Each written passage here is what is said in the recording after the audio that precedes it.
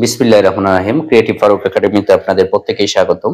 তো আজকে আমরা সমাধান করব 9.1 এর যে 180 নং পৃষ্ঠার যে কাজ আছে একটা, সেটা আমরা সমাধান করার চেষ্টা করব। দেখো, প্রশ্ন দেওয়া ছিল যে 180 নং পৃষ্ঠার যে কাজ, এবিসি সমকোণী ত্রিভুজের সি কোণ হচ্ছে সমকোণ। তাহলে এবিসি একটা সমকোণী ত্রিভুজ থাকবে, এবিসি একটা সমকোণী ত্রিভুজ যার সি কোণটা হলো সমকোণ। এবি সমান হচ্ছে 29 সেন্টিমিটার এবং বিসি সমান হচ্ছে 21 সেন্টিমিটার এবং এবিসি থিটা হলে, মানে বি কোণটা থিটা হলে cos square theta minus sin square theta এর মান বের করো।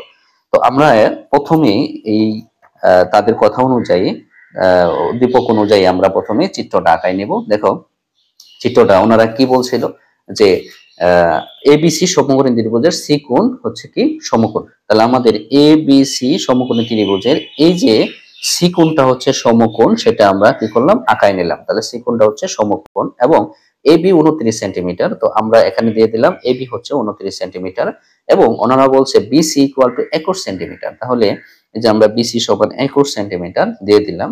এরপরে বলছে এবং এবিসি থিটা হলে, তার মানে এবিসি থিটা, এই বি কোণটা হচ্ছে আমাদের কি থিটা ধরতে বলছে। থিটা হলে cos square theta minus sin square থিটার মান বের করতে বলছে।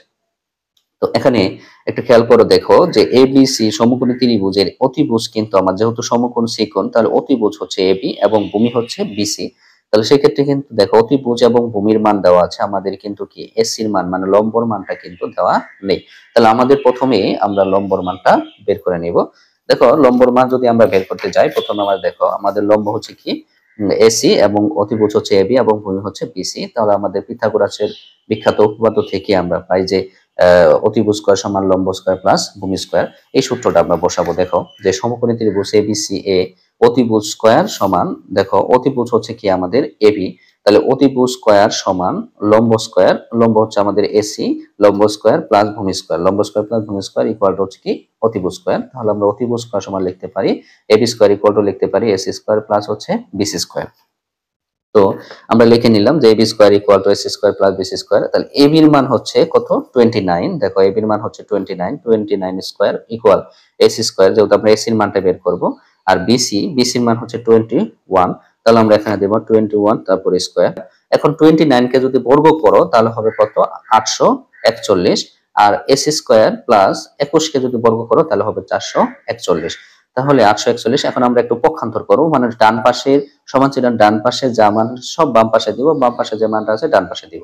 তাহলে এস স্কয়ার প্লাস 441 আমি বাম পাশে নিয়ে আসলাম এবং বাম পাশে যে মানটা আছে 841 সেটা ডান পাশে দিয়ে দিলাম, এখন পক্ষান্তর করলাম। এখন এস স্কয়ারটা আমরা সমান চিহ্নের বাম পাশে রাখবো, প্লাস 441টা আমরা ডান পাশে দিয়ে দিব, যেহেতু এর পাশে প্লাস আছে সমান চিহ্নের ডান পাশে গেলে মাইনাস হবে। তো দেখা যাচ্ছে 841 মাইনাস 441। তাহলে এস স্কয়ার ইকুয়াল 841 থেকে 441 যদি বাদ দাও তাহলে থাকবে কত, 400। এখন এই এসি যদি আমরা এসির মানটা বের করব, যেহেতু স্কয়ার আছে স্কয়ারটা অবশ্যই যদি সমান চিহ্নের ডান পাশে যায় তাহলে কি হবে, রুট ওভার হয়ে যাবে। তাহলে এসি ইকুয়াল টু হবে রুট ওভার 400। আমরা এই 400 কে বর্গমূল করলে হবে কত, 20।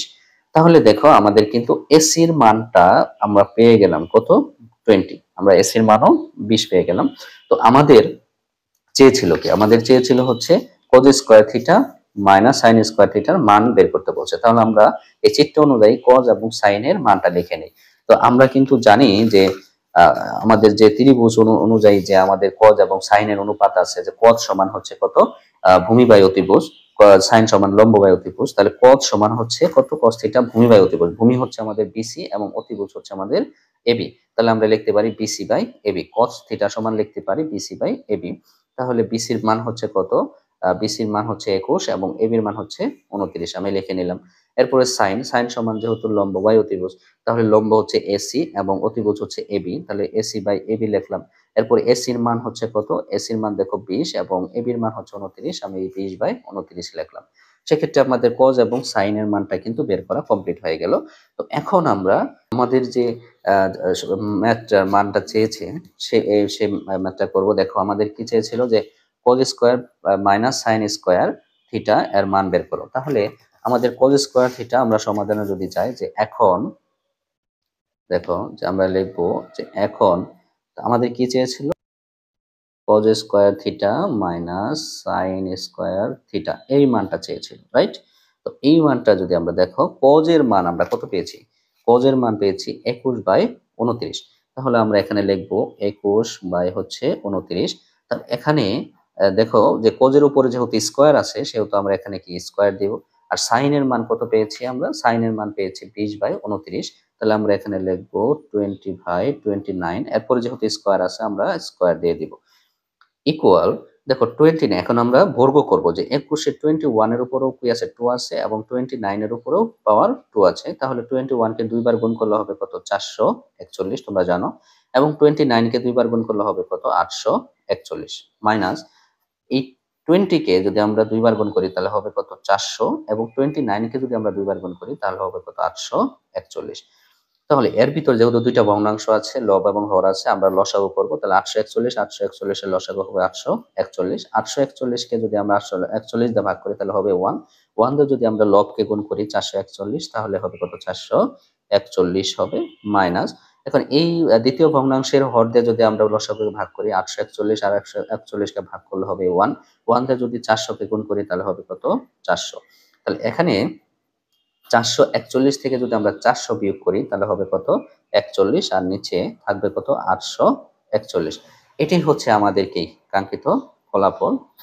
তো আমাদের যেভাবে আমাদের বের করতে বলছিল cos square theta minus sin square theta এটা কিন্তু আমরা ধাপে ধাপে কি সম্পূর্ণ করতে পেরেছি। আশা করি সুপ্রিয় শিক্ষার্থী বন্ধুরা আপনারা বুঝতে পেরেছেন।